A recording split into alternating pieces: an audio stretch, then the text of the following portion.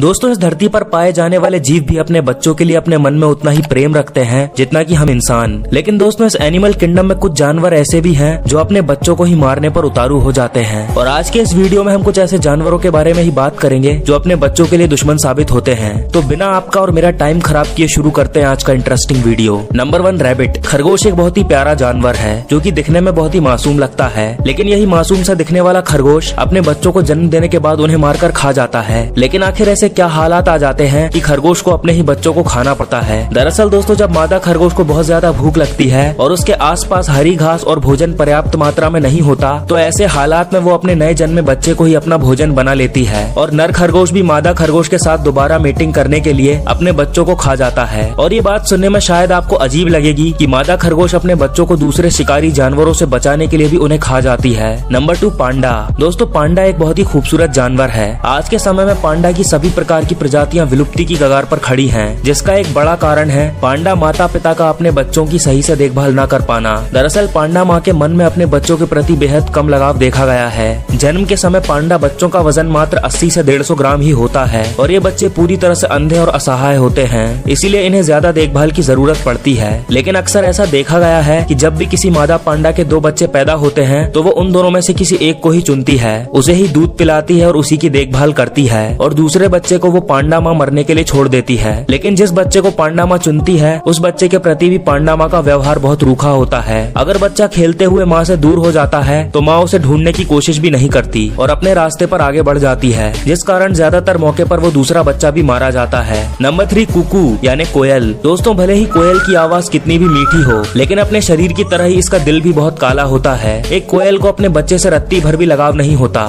ये इतनी लापरवाह होती है कि कभी अपने बच्चों के पालन पोषण की जिम्मेदारी तक नहीं उठाती। एक गर्भवती कोयल का जब अंडा देने का समय आता है तो ये किसी अन्य पक्षी के घोंसले को तलाशती है, और जैसे ही उस घोंसले के पक्षी उड़कर कहीं और दूर चले जाते हैं तो ये कोयल तुरंत उनके घोंसले में अपने अंडे देकर वहाँ से भाग जाती है। जाने अनजाने में वो दूसरे पक्षी ही कोयल के अंडों को सेते हैं और उन अंडों से निकलने के बाद कोयल के बच्चों को भी पालते हैं। नंबर 4, सारस। दोस्तों, आप इस वीडियो में देख सकते हैं कि किस तरह से ये सारस नाम का पक्षी अपने बच्चों को घोंसले से बाहर फेंक रहा है। जिस बच्चे ने अभी तक उड़ना भी नहीं सीखा वो इतनी ऊंचाई से गिरकर निश्चित तौर पर मारा जाएगा। ये वीडियो देखकर एहसास होता है कि सारस से अच्छी माँ तो कोयल ही थी। कोयल भले ही अपने बच्चों को अनाथ छोड़ देती है, लेकिन कम से कम अपने बच्चों को जान से तो नहीं मारती। सारस का अपने बच्चों को मार डालने का कारण भी पूरी तरह से समझ नहीं आता। कई बार जब सारस माता पिता को लगता है कि वो अपने बच्चों के लिए पूरा खाना नहीं जुटा पा रहे हैं तो वो अपने सबसे कमजोर बच्चे को मार डालते हैं ताकि बाकी के बच्चों को भरपूर खाना मिल सके। वहीं कई बार किसी बच्चे के बीमार होने पर भी सारस माता पिता को लगता है कि अब ये बच्चा स्वस्थ नहीं होने वाला और वो उस बच्चे को उठाकर घोंसले से बाहर फेंक देते हैं। Number 5, tiger. टाइगर यानी बाघ जंगल का एक बहुत ही ताकतवर और चालाक शिकारी है, लेकिन फीमेल टाइगर के सामने कुछ ऐसी सिचुएशंस आ जाती हैं जैसे कि वो अपने बच्चों को ही खा जाती है। दरअसल दोस्तों, एक फीमेल टाइगर एक बार में 3 से 4 बच्चों को जन्म देती है। इन बच्चों के खाने पीने और सेफ्टी की जिम्मेदारी फीमेल टाइगर की होती है, क्योंकि मेल टाइगर अपने बच्चों को कभी देखने तक नहीं आता।